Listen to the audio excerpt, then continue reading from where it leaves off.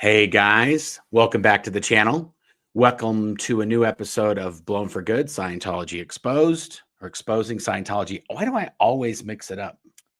It's just one of those days. Happy Sunday, everybody. I'm joined today by my lovely wife, Claire. There she is. Here I am. We did a few little tweaks in the studio, so let me know in the comments if you can hear us and see us and all that happy hoo-ha. It appears that people can hear us because they're telling us already where they're watching from. Perfect. Wildly and quickly. Very good. Thank you, folks. We appreciate your participation here at Blown for Good, Scientology Exposed. Is it Scientology Exposed or is it Yes. Exposing Scientology? I thought it was Scientology Exposed. Okay, well, we'll go with that for now. We do like to do a thing where we find out where everybody's watching from. It gives just a few minutes for people who got the notification to get off their ass, get to a computer or their phone or whatever they're doing. Or if they want to stay on their ass, it's okay too.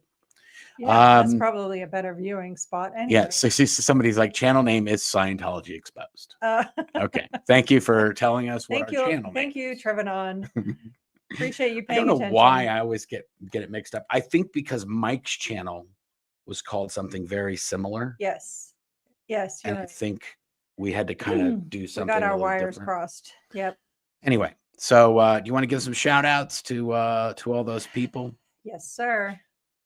Sherry, hello to all from Moorhead, Minnesota. Happy to catch another live. Well, we sure do appreciate you being here. Thank you. Trevanon, good evening from the Netherlands. I love our Netherlands friends. Gretchen Philly, hello from Philadelphia. Mary Kay London, so much going on. Football on the TV, baseball on the iPad, and this on my phone. Talk about multitasking, LOL. Hi from Albuquerque, New Mexico. Yes, we have on our agenda for today to watch the Broncos game. Just saying. Manon, hi all. Greetings from the Netherlands. I'm on the replay crew. Spend the weekend with my 3-year-old granddaughter. So this Nana is knackered. Yeah, there you go. Heather, hi Mark. Hi Claire Bear. Looking forward to this. Love from California. Thank you, Heather. Appreciate it. Cher, hello from the Netherlands. Deborah, good afternoon from Wisconsin Dells. Happy to catch a live. Awesome. We appreciate you being here. Poodlebone, hello from New York City. Nice. Sarah, hello from Liverpool, UK. Becky, Big Brother fan. Good evening from the UK. Yay, UK represent. Valerie, hi from British Columbia. Israel, hi from Arizona. Caitlin, hello from Nova Scotia. Nice. Hello from Lancaster, Pennsylvania. Carla, hi from England. Nice. Love it. Brian, hi from Portland, Oregon. Nice. Lindsay, hi guys from Kilsyth, Scotland. Wow. Very cool. Not so fast, Mark.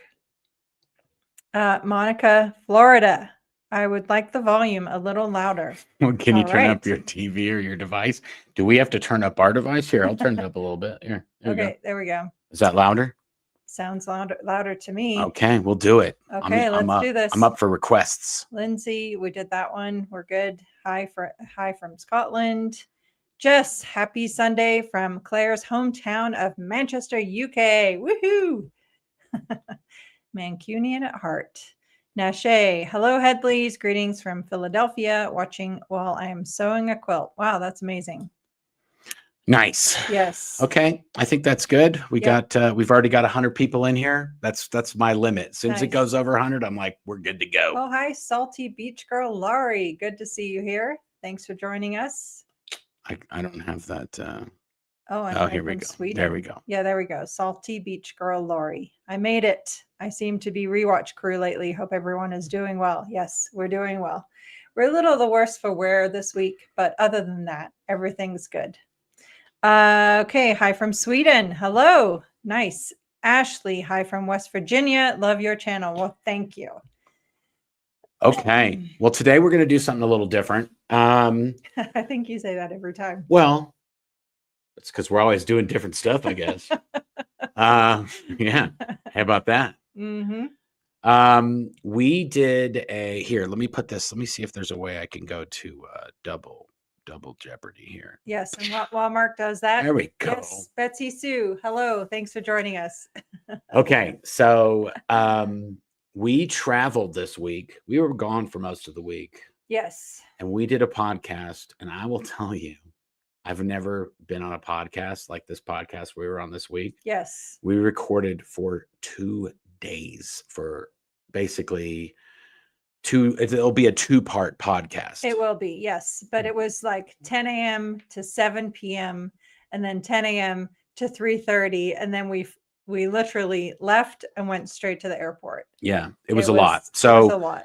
We'll put a post out on the community tab when that comes out. Yes. It will. I'm almost sure it'll be in 2 parts, and I think they air 1 part on Monday and then the next part on Wednesday. I think they said. Yep. So we'll see how it is, but we'll put that out. But it is the first time that both Claire and I have done a long form interview of our sort of history, our story in Scientology, and then kind of a little bit of the aftermath after we got out. And also both of us talking simultaneously. Not simultaneously. Well, no. We took turns. I let her talk once in a while. Really? Yeah, once in a while is right. As is the modus operandi. Let me get a word in edgewise. No, but my point is, it's the first time we've done us both talking about respectively you escaping, me escaping, and what that all looked like together that will actually air. We have done it before, but it never saw the light of day. Yeah, well, we did that. We basically did the exact thing we did for ABC Nightline. Yes. And then that show was nuked by ABC when it was almost ready to go. Yeah. But this is probably going to come out. We'll see. It is going to come out.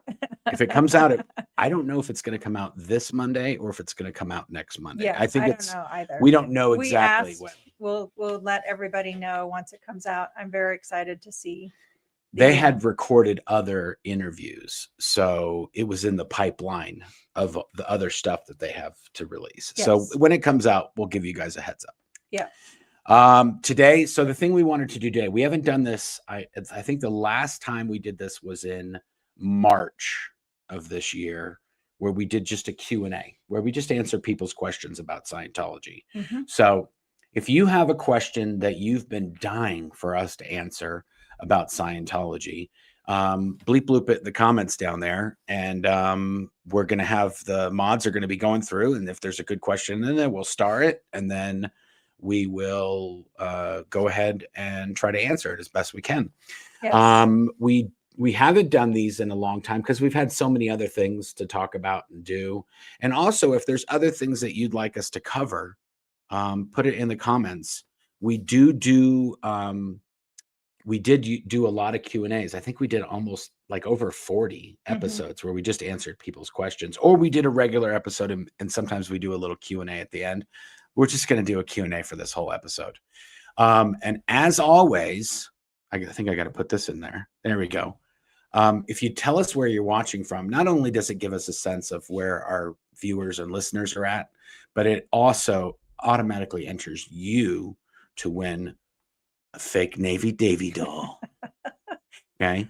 Coming up on Christmas, it makes for a good theme to just have a little fun with a pretty dark topic, right? Yeah. Yeah. So yeah, I think that's it. If you do have a question, if you just write question and then write it, that way we can pick it out from, Bill from Philadelphia. We can just see, question. It makes it a little easier for the mods so they know you've got a question. Yep. So let's put up the first one here. Okay. Sounds good. Sounds like a plan. Becky, Big Brother fan, love a Q&A. Remember Mike and Leah's podcast Q&A too. Always so interesting. Yes, the Fair Game podcast, for anyone watching who hasn't listened to that, it's a great series. I think there's close to 90 episodes, if I'm not mistaken. All fascinating conversations. And I will say, from that podcast, I I really saw the benefit of having conversations with people from other cult-like or culty organizations. It's always so eye-opening to hear other perspectives and to draw parallels and so forth. So awesome. Well, here's a good question about it. It kind of answered the question that was right before it too about Shelly. Yep. So I was just going to put that up. Question: any updates on Shelly Miscavige? Nope, not that we know of. I think the last time we talked about Shelly was when we found the legal record that her voting registration or her driver's license had been, was it the voting? It was her driver's license, but I think that there's a default in California when you renew your driver's license to register as a voter. Mm-hmm. And unless you uncheck that box, it just happens automatically. So she was registered to vote in Petrolia, California, which is the CST base in Northern California. Yeah. So for those of you who haven't been following the story of Shelly Miscavige, she was at the Imp base in 2005. Yep. Then she was sort of banished, and we knew from people that were still there that she was at the CST, which is the Church of Spiritual Technology. That's the group or the organization within Scientology that digs giant holes into mountains and puts all of L. Ron Hubbard's works onto titanium plates and gold records, and then buries them inside the mountain, so that if there is a nuclear war, the only thing that will be left will be the Hubbard, all of the technology that L. Ron Hubbard wrote. Because of course, if there's a world-ending event or any kind of catastrophe, your first priority would be to retain. We're going to need to know how to get those touch assists fired up, those funky, weird massages. Oh my God. So she was at a location in Big Bear. They have a Church of Spiritual Technology, CST location in Big Bear, Running Springs. It's Big Bear-ish, adjacent. Mm-hmm. And then based on this voter registration updating, it showed that she'd been moved to even a more remote CST location. And those locations usually only have a handful of people at the most that are stationed at them. And it was her and I think 2 or 3 other people that all had the same registered voting address that were at that location. Yeah. And I think one of those, we didn't even recognize the name. No, exactly. And I will say it's debatable if they just took her there to renew her driver's license, knowing that it would become public record, or if she was actually there for some period of time. But given the public attention, correctly so, on the question, where is Shelly Miscavige, thanks to Leah Remini's police report back in, what was that, 2013 or 14, it's not either of those options are a likely scenario, I would say. Okay. Yep. We have a question. All right. We have a question. Let's do this. Martin Ottman. Question: how many reports did the reports officer RTC receive per week? How were they followed up usually? Yeah, that's a great question. That is a good question. Yeah. So, and we've talked about this before, that what was referred to as the matters of RTC concern. RTC is Religious Technology Center, the highest ecclesiastical organization in Scientology, run directly by David Miscavige. Religious Technology Center is the police organization of Scientology, also referred to as the Inspector General Network. And it was Hubbard mandate that in every single organization on the planet, there was an RTC reports box where people could put in reports. And then later there was an online form for that, which has, when you say in every single organization has an RTC reports officer box. Yes. Like it's just like a wood box with a hole in the top sealed, of it. Yeah, it's a locked box, because the idea was that anyone in a Scientology organization should be able to report corruption or any kind of other matters of RTC concern without it being intercepted. Also, if you're reporting on something that's happening at that organization, you don't want the head of that organization to get your report and then delete it or shred it before it gets to RTC. Exactly, which has happened. Gosh, now I lost my train of thought. So how many did they get? Yes. So Was there a stat, or was there? Do you remember any of that? Yeah. Wasn't Serena McKelvin the reports off for a while? She was, and then following her, Marina Pizzotti was Yes. the RTC reports officer for a while, and then Tammy Wyckoff, now Tammy Leak, was the RTC reports officer for a long Did time. Tammy Wyckoff get married to Chris Leak? She did. Wow. Yeah, That's right wild. after she escaped Yeah. and was intercepted and then brought back. And also Roanne left as well. Mhm. Roanne was married to Chris before that. That's so right. when she escaped, wow, this guy, if you want to escape and you're in the Sea Org at the base, it seems like you need to get married to this kid named Chris Leak, Oh because God. those No. gals are getting out of there after No, that. just oh gosh, I see what you're saying. I see where you're going with that. But so yeah, depending on the time, at least in the time I was there were reports coming in like hundreds per week. And those would all get summarized and copied to David Miscavige, Shelly Miscavige, and executives in Religious Technology Center. The RTC reports officer would sometimes respond to those, not necessarily always, just depending on the topic at hand. But yeah, that's how many were coming in during the time I was there. Okay, good. Mm-hmm.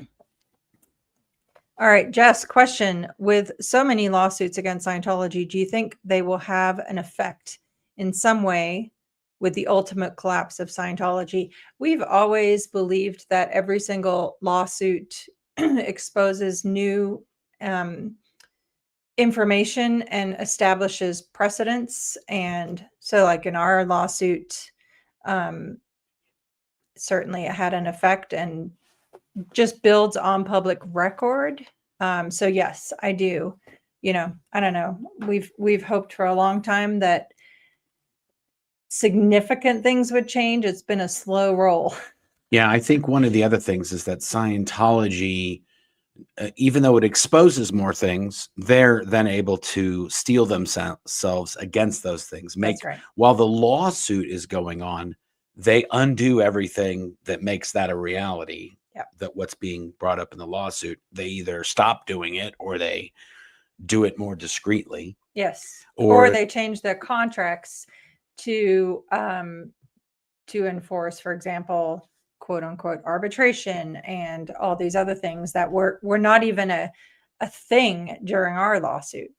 Yeah, exactly. That wasn't even an option that was considered in our lawsuit, because their contracts at the time, and this is a good point, their contracts at the time were illegal. Mm-hmm. So they weren't able to enforce illegal contracts. So they modified everyone's contracts and then had everybody re-sign them so that they could be more fluid. Yes. With the current laws at the time. Yes. I like this question. People ask this question all the time, but one of the things we have to sort of assume on YouTube is that some of the people who are watching have never heard the question or never heard the answer. So we'll go ahead and do it. All right, Cher. Sorry if this question has been asked a million times. That's okay. But do you have any idea who will be the next leader of Scientology when Miscavige dies? Yeah, we were talking about this this past week. And Hubbard did not have a clear documented succession plan, and neither does David Miscavige.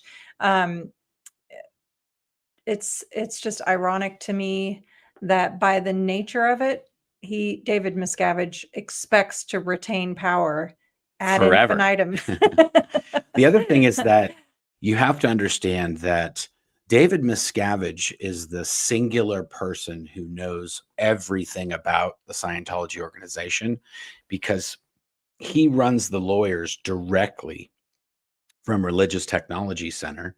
He also runs a lot of the Office of Special Affairs activities that's digging up dirt on people. He's the one who oversees that. He oversees all the different silos of Scientology, of the Scientology organization, and including all of the different Scientology organizations. Because ironically, he was put in charge of a project to do a corporate sort out of Scientology so that L. Ron Hubbard couldn't be charged or arrested for his annulment, for L. Ron Hubbard's annulment. And so when Hubbard directed Miscavige to do that, he basically was doing that full time up until Hubbard's death. And then when Hubbard was gone, he was basically the one holding all the bags that nobody else knew what all these different things were. So, and then one other point is that he has shit talked all of the other executives that used to run Scientology. He has exposed all of their crimes to all of the other executives. So whenever he's done this, Miscavige has said, I want you to tell me who can be in charge of this organization and this organization. And in the process of just doing that, not in charge of Religious Technology Center, but just within it being in charge of lower Scientology management organizations, they would always fight over who could do what, because they'd say, well, remember, you did this, so that disqualifies you. And then that person will be like, well, you did this. Remember when Dave said you did all that, so you can't be in charge. So it's just a weird thing where none of them are really, none of the lower executives that would take over, none of them have enough knowledge or power or sort of immunity to say, I'm the one who's going to take over, and it wouldn't just be a total cluster. Yeah. So it's definitely safe to say that when David Miscavige dies, it's going to be a complete cluster to see what happens next. So who knows? Yeah, this is a good one. I always like food questions. Of course you do. Yeah, of course I do. Question. Look at me. Was there? I didn't mean it that way. It wasn't a dick. Read the question. God. Bossy pants over there. Was there ever any food you had during the Sea Org that actually was healthy, tasty? You know, I did like the fried rice. I'm a big fan of fried rice. Every once in a while, they make a decent fried rice. It didn't have a lot of peas and carrots. It had the proportions were off, but it was a tad tasty. Okay. I can't say that I have. Oh, I put the camera on you while I talked, and then while you talked, I put it on me. Yeah, that's okay. It happens. I can't say that I have any significant food memories. That's not what stands out. I do remember one thing that we would get that was very, very tasty. What? Jack in the Crack. Oh yeah, completely. If we went to Jack in the Box, we'd always get the same thing. You would get a breakfast sourdough breakfast sandwich. Yeah, and we would get not onion rings, mozzarella sticks. Yeah, and egg rolls.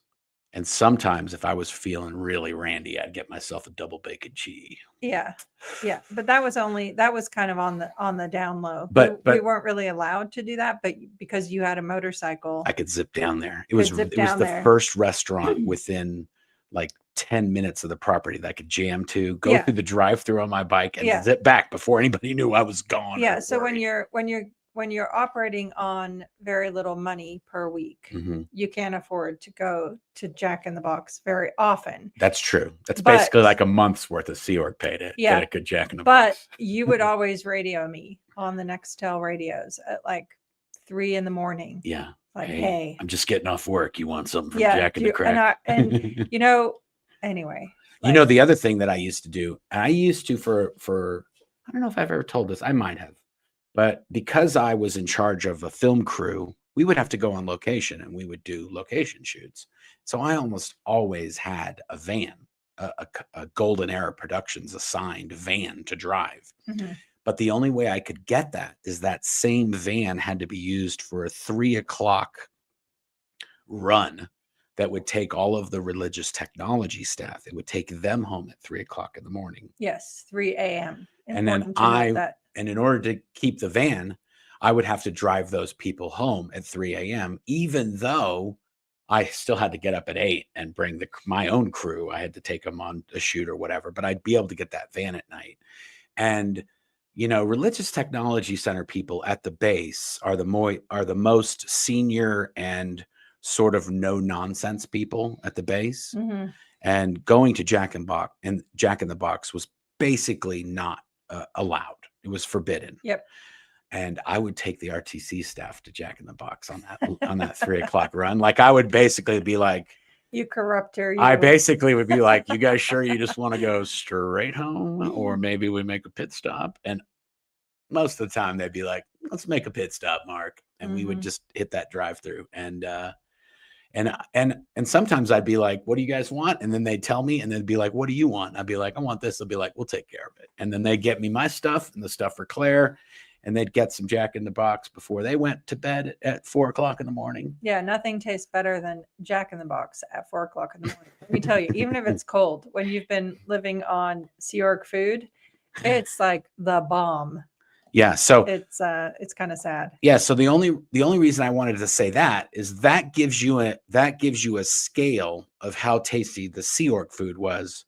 That Jack in the Box is basically the best meal you're gonna get in a week, compared to whatever you ate at the property that entire week. Yeah, and the fried rice did not even touch your current.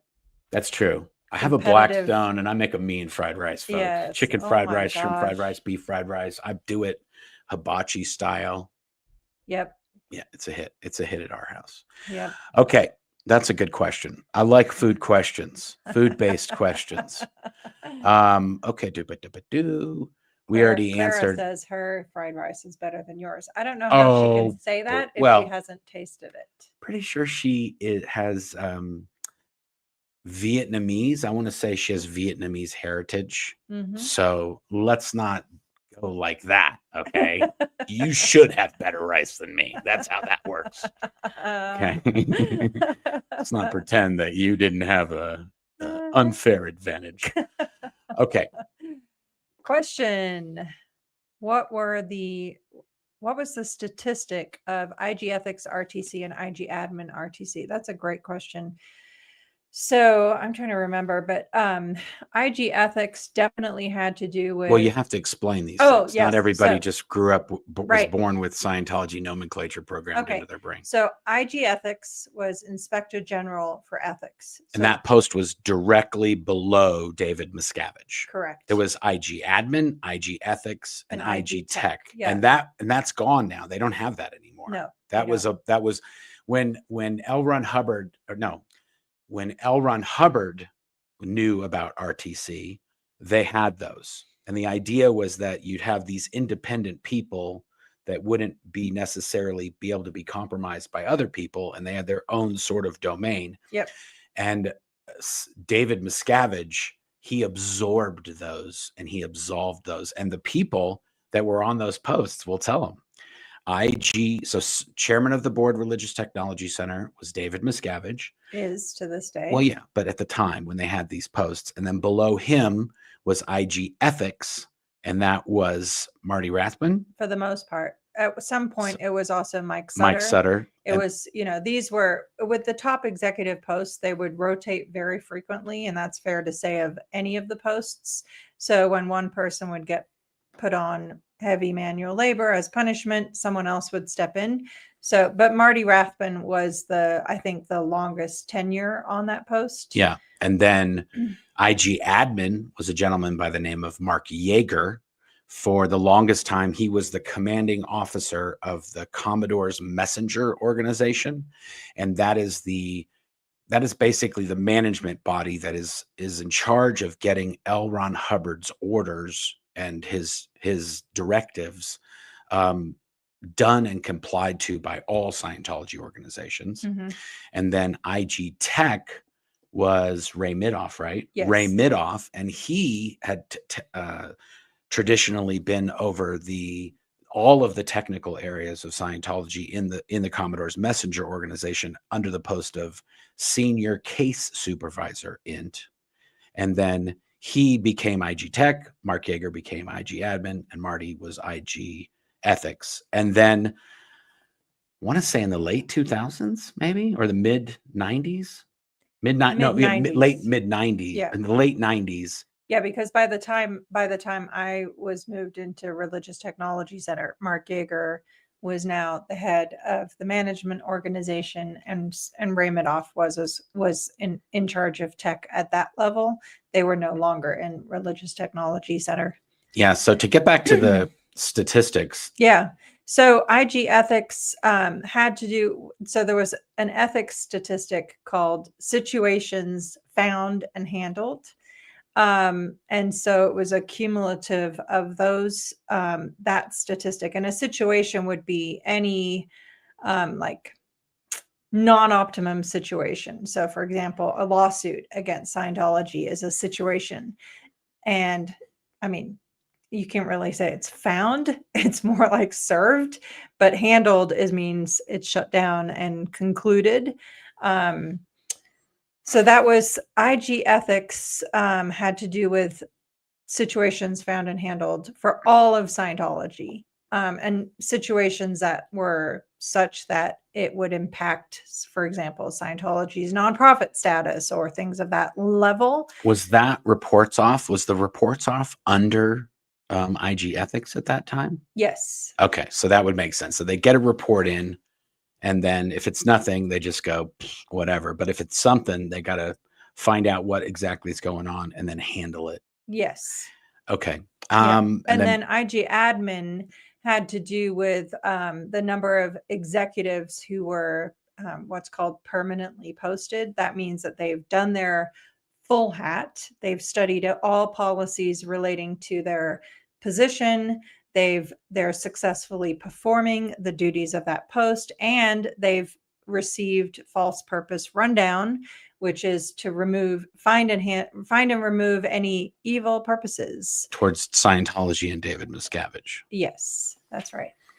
So it had to do with essentially the structure and performance of Scientology is what measured Religious Technology Center. For example, Religious Technology Center also had a statistic that was called advanced value of services delivered for advanced levels, because Religious Technology Center owns the licensing rights of the upper operating Thetan levels of Scientology. So therefore, anytime somebody gets through the upper levels, Scientology, again, I keep saying Scientology instead of Religious Technology Center. Religious Technology Center gets money from that. Okay. Yeah. Well, I guess the answer is we don't none of us were those posts. So most of the time, unless you were doing the post, you're not necessarily going to remember what the statistics of another post are. Yeah. I do know that when I was in manufacturing and I was checking the quality control of the cassettes coming off the line, those giant reels of tape were called pancakes, and I was the pancake quality control. So my statistic was number of pancakes checked and passed. So yeah, I know what a good pancake is like. It's basically the moral. I'll never forget one of the rare times we visited my mother, who did not even know physically where we worked. Yeah. And it was like when you were first meeting her for the first time, and she was like, "Oh, well, what's your post?" And you said pancake QC. And she was like, "Wow, they monitor the quality of pancakes, as in breakfast pancakes?" Yeah. And I'm like, "Damn straight, Skippy." That's why I'm doing so well. It's funny to me that kind of illustrates perfectly how clueless she was on the lives we were living. I don't know. Yeah. It's just crazy. This is a good question. And we did talk about this in length on this interview that we did. Yes. Jess, question. Do you think Miscavige actually believes in Scientology, Hubbard, or just likes the power he gets from being COB, chairman of the board? Yeah, my answer to that is that I truly do not. I think that Miscavige's entire drive is by the power that he wields over people and over the money and everything else. Yeah. Because, and again, we're saying this based on my personal experiences and observations. Like a hardcore Scientologist, I think it's fair to say, studies Scientology 12 and a half hours a week, goes in session, meaning getting counseling of Scientology, and is constantly moving through the levels and doing what they're supposed to do. David Miscavige hadn't received counseling since 1993. Yeah. Yeah. Okay. Yeah, I'd agree. I'd also say that Well, that is true, and I think that's pretty accurate. I would also say that I think Hubbard really did come to believe in space cooties, the body thetans, and all that, because But at the end of yeah. his life, he was trying to get them to hook a meter up to high voltage so that he could zap body thetans that Hubbard, this is Hubbard, that he still thought he couldn't get rid of. Yeah. Though I would argue that didn't have to do with belief so much as it had to do with psychosis, because also, there were, anyway, he was engaging in things that no Scientology person would be allowed to engage in, with That's true. drugs and other things. He was also writing space porn for the last few years of his life. So I think that's where I say, I don't know. I don't necessarily know that it had to do with Hubbard's belief so much as, yes, I think that was an element of it, but also a lot of psychosis and paranoia does a lot to pervert a person's mind. Good. Yeah. Okay, here we go. All right, Linda, hello, at Blown for Good, Scientology Exposed. So what was the first food treat when you blew, Marc and Claire?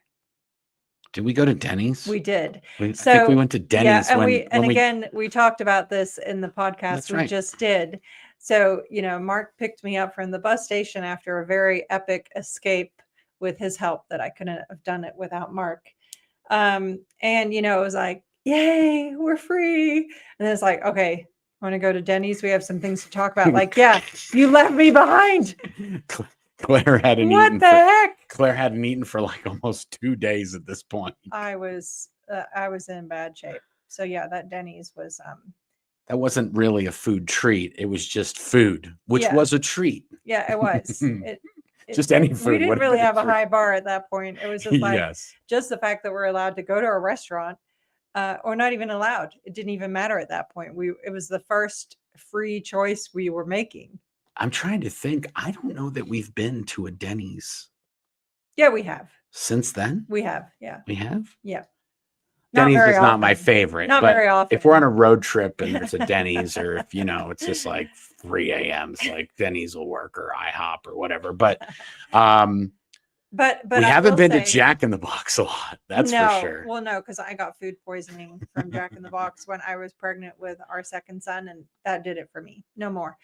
I have not eaten it since. It was miserable. But I will say that the first memorable meal that when we got out was because we were living with Marc's dad for the first 2 or 3 weeks until we got our own apartment. And we went with Bernie and his wife at the time and your aunt. Mm-hmm. And we went to, I think it was an Olive Garden. No, it was Marie Callender's. Marie Callender's? Are you sure? No, it was an Italian restaurant. Then it was Macaroni Grill or something like that. Something like that. Yeah. Either way, it was an Italian restaurant. And it was the first time that we were going out for dinner with other people. And we ordered our food. I remember this. We literally inhaled. Engulfed it. Engulfed it. Yeah. Like we did not know how to, eat normally. Oh, it was more a human vacuum cleaner inhaling food. I think it was because there were years where we basically had 15-minute meal breaks. Yeah. And even if you didn't have a 15-minute meal break, because we worked on a giant property, you weren't really allowed to go to the meal before the meal. You had to, the meal included travel time. So even if you had a half an hour, by the time you got there, you only had 10 or 15 minutes left. And then you have to bus your table. And so you would eat like in 5 or 10 minutes, you would basically eat an entire plate of food, bus your table, and then get back out to muster. Yes. And so it's just a thing where years of that, that's how you eat. You just gobble. It's like a dog when you give a dog a bowl of food and you make, so they even have these dishes now where they're kind of grooved, so they have to kind of work to get in the food, so they can't just inhale it. Yeah. That's what some Sea Org members need after they leave. They need a dish that the food is like, it's not easy to eat. Yeah. And there's another piece we haven't talked about. Becky, Big Brother fan, just commented on this too, and I was going to bring this up. Not only does your 30-minute meal break, if you have 30 minutes, like Mark said, oftentimes it would be cut to 15 minutes. Not only does that include travel time, but also many members of the Sea organization smoke cigarettes. And that's also the time that they were allowed to smoke cigarettes. Well, you could smoke a cigarette if you were on the way back to your workspace too. But after a meal is a common cigarette break time. So Yes. you eat for 2 minutes and then you smoke for 5 minutes and then you go to muster. It's all about prioritizing what matters. Yes. I did see another good question in here, and then I had to go follow that up. And well, while you find that, just a reminder, this stream will redirect when we end to the Michael J. Render Aftermath Foundation YouTube channel. We hope you will join us there. We'll be having, Phil Jones and I will be having a very interesting conversation with Ian Rafalco. I'm looking forward to that, and that will start in 20 minutes. Awesome. Yep. All right. Question. Can Office of Special Affairs surveil members' travel, and how do they do it? Very definitely yes, they absolutely can. We did talk about this as well, and there is a document. I'll see if I can find it, but I've seen it on the interwebs before, which it was a document that was circulated within the Office of Special Affairs. That's Scientology's dirty tricks department. Their predecessor, or the name they had before they had the Office of Special Affairs, was the Guardian's Office, and they were convicted of perpetrating the largest infiltration into the United States government in its history. And what they had, the Office of Special Affairs had a list of all of the major airlines and what the frequent flyer toll-free number was. And they had instructions of exactly how to find out if somebody had booked a flight or if there was somebody who had escaped or whatever. And they would say, hey, listen, I don't have my number, but this is who I am. This is my social or any details. This is my address. And then I just want to know if my last flight is going to credit into my frequent flyer miles. And then they would tell you, oh, yes, thank you, Mr. Smith. The last flight you have was booked from Los Angeles to Denver, and you have been credited with that flight. And then they hang up and they're like, okay, Smith's on the way to Denver. And then they know which flight it is and everything. Yep. Now there's a Sea Org member at the international headquarters. This used to be done by a gentleman named William Delderfield, who was a young kid who had grown up at the ranch or in the Sea Org, Cadet Org. He was born into the Sea organization. He's the son of Ken Delderfield, rest in peace. And Denise Delderfield. And Denise, yes. And who had been in the Sea organization for decades and worked with Hubbard and everything else. Yeah. Yeah. And so he was I think it was called the Travel Reservations in Charge or something. I can't remember. Yeah, it's Travel IC or something like that. Something like that. Yeah. And he had, because Scientology booked so many flights, they used to actually go through a travel agent, which was, it was called Magic Travel. I don't remember the gal's name. I think it was like Leanne or Denise or something. And there was this woman who ran this travel agent. She did all of Scientology's travel flights and bookings and everything. And then eventually Scientology just became their own travel agent. Yes. And they got access to every major airline ticketing system. And when you're in the ticketing system, you can't really see all of the full names. But if you know the name you're looking for, it's very easy because they just have the first initial and then I think like the 3 letters of the last name, something like that. And it's very easy if you know who you're looking for to be able to find them on the flight. And then you can move seats. They used to be able to do this. They used to either be able to move seats or delay you, like bump you to another flight. Yes. Especially if you didn't have a travel agent. Right. It would be like, oh, they're travel agents moving the flight. Yep. And then, and they could also just see if you'd booked a flight. And like if somebody escaped, they'd be like, okay, where do they'd go through your life history and see, okay, he's got family in Kansas City, Denver, Los Angeles. So he's not going to fly to Los Angeles. So it's either Denver or Kansas City. Okay, good. Let's see what flights there are to Denver or Kansas City. United, Delta, American, up. He's on a check United those flight. flights Bingo. for said last name and information. And yes, we have seen it many times that they'll interfere with especially travel plans for somebody in the process of escaping. And so, for Yeah. example, they bumped someone off a flight and had that person's mother fly to where that person was on a layover Yeah. to intercept them. So yeah. Yeah, like this person escaped from Clearwater, was on a flight. They had a connecting flight, and when they got to their connecting airport, their next leg was canceled, or they got bumped somehow. Yeah, they'd been moved to standby. They'd been moved to standby, and they didn't get on the flight. And then while they're waiting to get on another flight, that person's mother, who works in Los Angeles, is magically at the airport. Shows up in Texas. There's no way you can do that unless you have those abilities to see where they're going. Yeah. And to be able to move them to standby so they miss the flight. Yes. And then put them onto another flight. Well, so that the mother has got time to get to them. Yeah. Even in the case of my escape, I was escaping from California. And by the time I reached the Las Vegas, Nevada bus station, there were already 5 to 6 staff members waiting there, knowing that I was getting off that bus. And like, as I stepped off the bus, I hadn't even walked into the bus station, and boom, they're standing right there to take me back. So, Yeah, their trickery knows no bounds. Right. Okay. Question. Someone could be Jewish and a Scientologist. Yes, since it is an ethnicity as well as a religion. So my answer to that is Scientology always says, oh, we accept people of all religions and all beliefs, but they accept them. But that doesn't mean it's allowed to stay that way. And that's a good way to put that, because they will say, oh, you can be of any religion and be in Scientology. Mm-hmm. Scientology is an applied religious philosophy.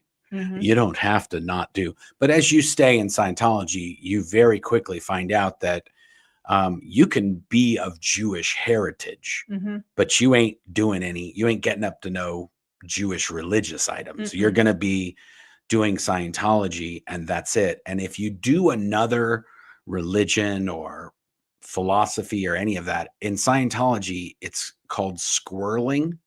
And they define it as mixing practices. And it's actually, I think it's either a misdemeanor or a high crime, mixing practices. Yeah. And so in Scientology, there's a lot of emphasis on suppressive persons, which is the 2.5% of the population who are antisocial personalities, but also potential trouble sources.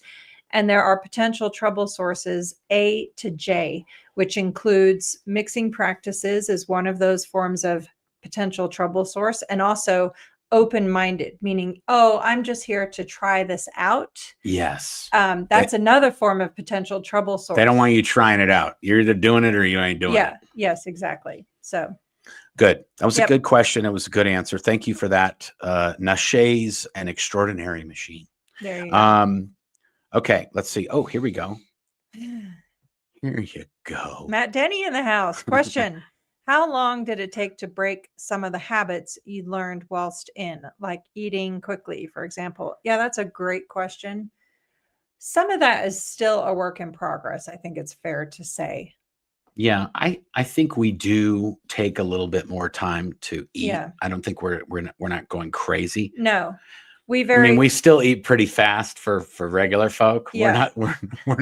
We're not slow eaters. No, like when we go for our anniversary dinner, it's not a long affair, let's say. But, we were very deliberate about trying to take time to adjust. We were talking about this on the podcast we just did. Like I remember the first few days, like just being like, I get off work at 4 p.m. Like, now what? There's like 8 hours until midnight. Like, what do I do?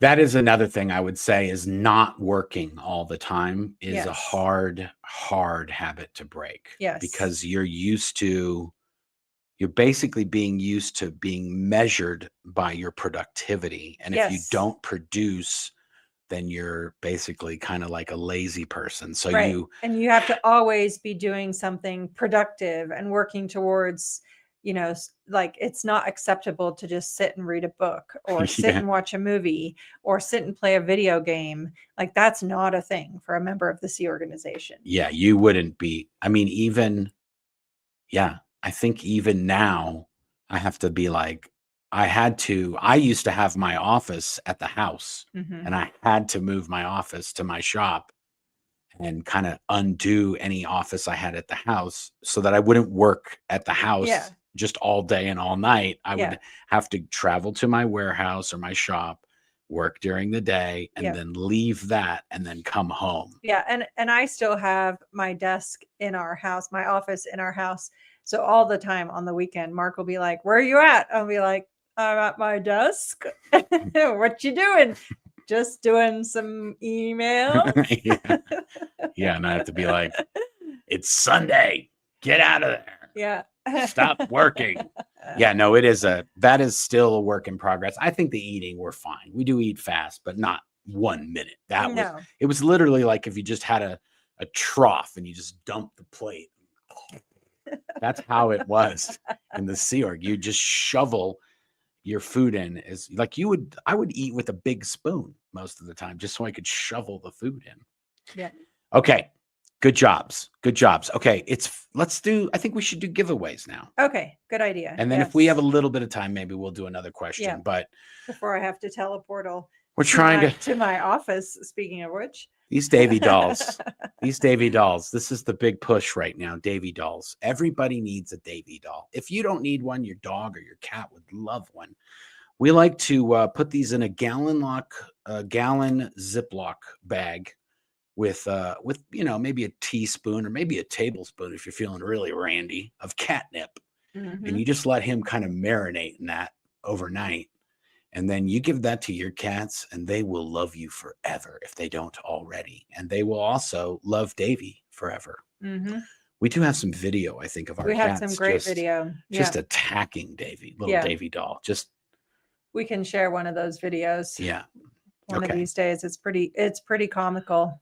Yeah. Okay. Let's see. Can I do this? Let's see if I could click this button. Oh, double Claire's. There we go. All right. Okay. So far we've got 95 entries. So if hopefully you guys can see that up there. I'm going to do the big old draw here. Okay. Now listen, if I win or Claire wins or one of the mods win, that's not us. That's StreamYard. And it just picks from the comments randomly.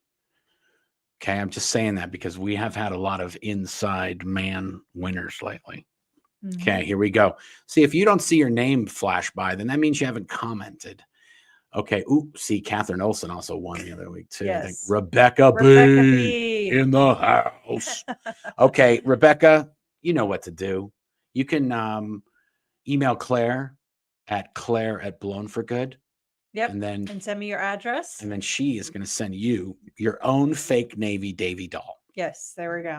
Oh, we should say what we're going to do. That's a good point. So we did the winner. We did it. We're good. Yes. Okay, now Congratulations, Rebecca B. we've got this here. Skadoosh. Look at that. The fake Navy Davy doll photo contest. Yes. We are going to have you guys take pictures of your fake Navy doll if you want.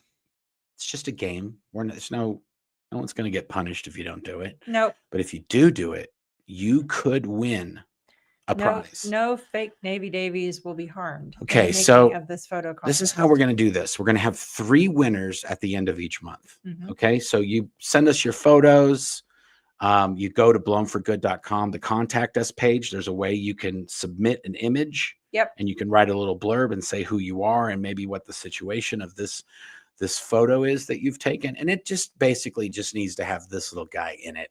If it's on top of the Empire State Building, well, that's pretty cool. If it's in Australia with an oceanfront view of the harbor, very cool. We have found that contrary to Scientology statements, these little fellas tend to, they bring joy and they bring happiness. joy and comedy, not alarm and distress. Yeah, there's no joy alarm and distress. happiness is what we're into. In fact, the last person we gave one of these to was just enamored. Like He really was, actually. I was kind of surprised because, you know, some people could be a little sensitive about this little Navy Davy doll, fake Yep. Navy doll. But yeah, I kind of like it. Trevanon said extra points for fake Navy Davy at the local Scientology org. That I completely agree with, because it never, I always appreciate seeing how empty the Scientology organizations are. I'm all for not having new people dragged into that dangerous organization while our focus is getting people out. Yeah. You know, it's just all of that. So we're going to have 3 winners every month. Yep. 3 winners every month. We're going to have fan favorite. So if you post it on X and you get 1,000 likes and 4 comments, and the next fan favorite gets 800, the 1,000 one wins. Yes. So the more people you can share it to and get it liked by, that is what we're going to consider the fan favorite of that month. Yeah, here I put up this comment from Clara. I helped design these, so you should know it was designed with intention and intentionality and attention to dead eyes. I mean details. Exactly. Okay. Well said. So there's going to be the fan favorite, which is really going to be determined by the statistics of how many times it's been shared. Yep. And then there's going to be Claire's favorite photo, and there's going to be my favorite photo. Yep. And the first podcast that happens in the new month, so let's say for September, we're going to get all these photos in. People are going to send us screenshots. Look, my thing got 1,000 retweets or whatever, or this or that or the other thing, or shares or likes or whatever the metrics are. Yep. And then we're going to have Claire's favorite and my favorite, and we're going to announce those in the podcast or the video that's the first one of the next month. So that would be October's after September. Yep. So Sunday, October 5th is when we'll announce this first round. Awesome. Okay. Yep. And then what do you get? Oh, what do they look like? These are ones, we did this with the bobbleheads, Mike Rinder's bobblehead. It was very popular. Yep. And we got a lot. I mean, we got hundreds and hundreds of photos sent in. Yeah, we did. And there was some shoops as well. I'm a big fan of shoops. That's when you Photoshop something to be silly. Yep. Now with AI, shoops are just out of control. So if you've got a good shoop, that could go. You could submit shoops or AI generated stuff. Oh, Claire's just like decided that she's gone. Okay. Bye, Claire. She's got to go to do the other thing. Bye, the prizes, you can win a Mike Rinder or a Leah bobblehead, one or the other. I was saying in an episode, we might do the signed ones. The signed ones are really for fundraising. And we kind of got them from they have a signed headshot. The Leah one has just Leah's signed headshot, and the Mike has just Mike's signed headshot, but there is like a deluxe package that supports, these all support the Aftermath Foundation and the spshop.com. But then there's one with Mike and Leah that they've both in the headshot and they've both signed it, and it's a Mike bobblehead and a Leah bobblehead. So that's like the deluxe package. So we're going to save those for the fundraising. So you can just win the bobblehead on its own. You can pick if you want the Leah one or if you want the Mike one, or if you just want more Davy dolls, we'll send you more Davy dolls as well. Submit photos, go to blownforgood.com/contact us, and you can tag us on @blownforgood on X so we can see it, because we'll retweet it too if we see it. And if you tag us and we're able to see it, that might help your chances of being the fan favorite. You know what I mean? Awesome. Well, that's going to do it for today, guys. If you stick around, you'll go right into the foundation feed number 7. They're going to be doing an interview today, and yeah, hopefully we got to enough questions and you guys like this. And let us know in the comments if you want us to do more Q&As, or you want us to do David Miscavige stories, or what do you want? We're watching, we're looking at the comments, and we try to pay attention to that stuff. Thanks, guys. We'll see you next week. Until next time. Thanks for watching. If you'd like to help support the channel, feel free to check out the merch store link in the description. We have Hail Xenu, Xenu is my homeboy, and BFG branded mouse pads, shirts, mugs, all sorts of other stuff in there that helps us to bring you new content on a regular basis. You can also pick up a copy of my book, Blown for Good, Behind the Iron Curtain of Scientology, in hardback, Kindle, and Audible versions as well. There's also a link to our podcast, and you can get that on Apple, Spotify, or wherever you listen to podcasts. And if you'd like to watch another video, you can click on this link right here, or you can click on this one here, or you can click on the subscribe button right here. Thanks a lot. Until next time.